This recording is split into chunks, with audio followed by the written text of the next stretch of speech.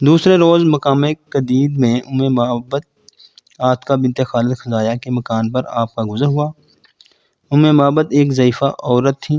وہ اپنے خیمہ کے صحن میں بیٹھا رہا کرتی تھی اور مسافروں کو کھانا پانی دیا کرتی تھی۔ حضور علیہ السلام نے اس سے کچھ کھانا خریدنے کا قصد کیا، مگر اس کے پاس کوئی چیز موجود نہ تھی۔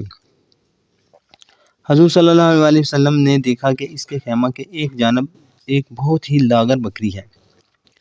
دریافت فرمایا گیا کہ یہ دودھ دیتی ہے؟ معبد نے کہا نہیں۔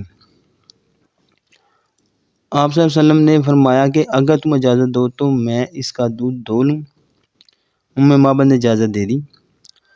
آپ نے بسم اللہ پڑھ کر اس کے تھن کو ہاتھ لگایا تو اس کا تھن دودھ سے بھر گیا اور اتنا دودھ نکلا کہ سب لوگ سیراب ہو گئے اور معبد کے تمام بدن دودھ سے بھر گئے۔ یہ معجزہ دیکھ کر معبد اور اس کے خاوند دونوں مشرف بااسلام ہو گئے۔